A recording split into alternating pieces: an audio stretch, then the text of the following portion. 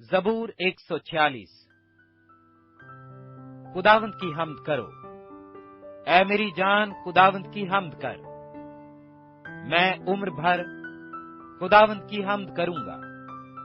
جب تک میرا وجود ہے میں اپنے خدا کی مدح سرائی کروں گا۔ نہ عمرہ پر بھروسہ کر، نہ آدم زاد پر، وہ بچا نہیں سکتا۔ اس کا دم نکل جاتا ہے تو وہ مٹی میں مل جاتا ہے، اسی دن اس کے منصوبے فنا ہو جاتے ہیں۔ خوش نصیب ہے وہ جس کا مددگار یعقوب کا خدا ہے، اور جس کی امید خداوند اس کے خدا سے ہے، جس نے آسمان اور زمین اور سمندر کو اور جو کچھ ان میں ہے بنایا، جو سچائی کو ہمیشہ قائم رکھتا ہے، جو مظلوموں کا انصاف کرتا ہے، جو بھوکوں کو کھانا دیتا ہے۔ خداوند قیدیوں کو آزاد کرتا ہے، خداوند اندھوں کی آنکھیں کھولتا ہے، خداوند جھکے ہوئے کو اٹھا کھڑا کرتا ہے، خداوند صادقوں سے محبت رکھتا ہے، خداوند پردیسیوں کی حفاظت کرتا ہے، وہ یتیم اور بیوہ کو سنبھالتا ہے، لیکن شریروں کی راہ ٹیڑھی کر دیتا ہے۔ خداوند ابد تک سلطنت کرے گا۔ اے صہیون تیرا خدا پشت در پشت، خداوند کی حمد کرو۔ زبور 147۔ خداوند کی حمد کرو، کیونکہ خدا کی مدح سرائی کرنا بھلا ہے، اس لیے کہ یہ دل پسند اور ستائش زیبا ہے۔ خداوند یروشلم کو تعمیر کرتا ہے، وہ اسرائیل کے جلاوطنوں کو جمع کرتا ہے، وہ شکستہ دلوں کو شفا دیتا ہے اور ان کے زخم باندھتا ہے، وہ ستاروں کو شمار کرتا ہے اور ان سب کے نام رکھتا ہے۔ ہمارا خداوند بزرگ اور قدرت میں عظیم ہے،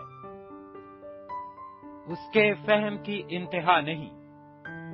خداوند حلیموں کو سنبھالتا ہے، وہ شریروں کو خاک میں ملا دیتا ہے۔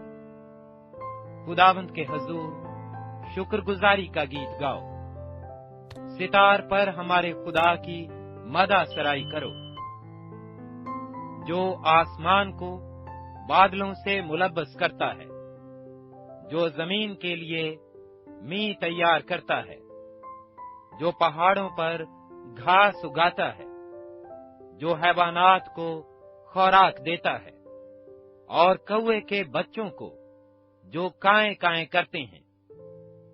گھوڑے کے زور میں اس کی خوشنودی نہیں، نہ آدمی کی ٹانگوں سے اسے کوئی خوشی ہے۔ خداوند ان سے خوش ہے جو اس سے ڈرتے ہیں، اور ان سے جو اس کی شفقت کے امیدوار ہیں۔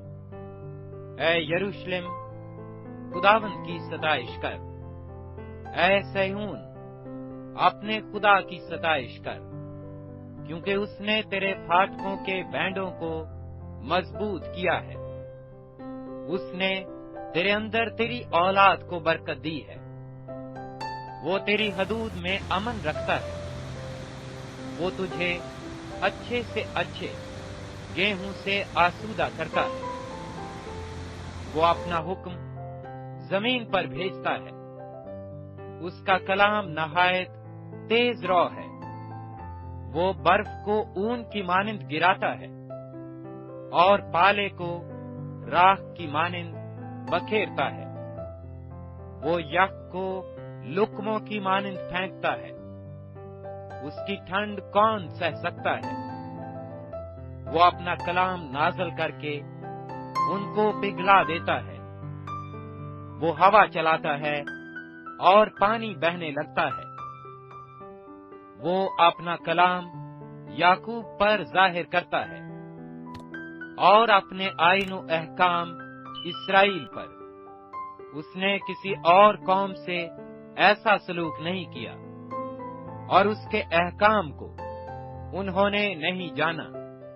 خداوند کی حمد کرو۔